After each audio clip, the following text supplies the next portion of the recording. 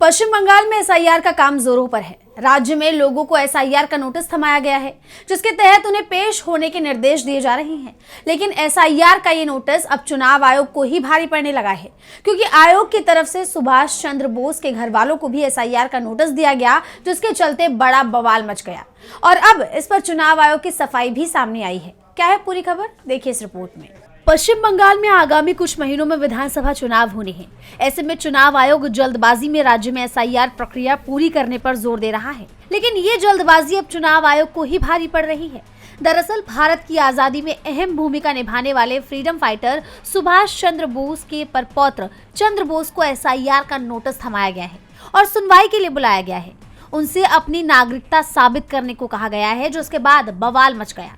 सवाल उठ रहे हैं कि अंग्रेजों के खिलाफ भारत के लिए लड़ने वालों के परिवारों को क्या अब भारतीय होने का सबूत देना होगा। इस मुद्दे पर बवाल मचने से चुनाव आयोग बुरी तरह घिर गया। मामला बढ़ता देख चुनाव आयोग को इस पर जवाब भी देना पड़ा। आयोग की तरफ से कहा गया कि चंद्र बोस के फॉर्म में लिंकेज से जुड़ा सेक्शन खाली था, इसीलिए उन्हें सुनवाई के लिए बुलाया गया। आयोग ने अपनी सफाई में ये भी कहा कि चंद्र बोस को नोटिस भेजने के बारे में गुमराह किया जा रहा है। जैसा आप जानते हैं कि चंद्र बोस साल 2016 में भारतीय जनता पार्टी में शामिल हुए थे। उन्होंने भाजपा की टिकट पर 2 बार चुनाव भी लड़ा, एक बार 2016 में बंगाल के असेंबली इलेक्शन और दूसरी बार 2019 के लोकसभा इलेक्शन में, लेकिन वो जीत नहीं पाए। हालांकि उन्होंने सितंबर 2023 में भाजपा छोड़ भी दी।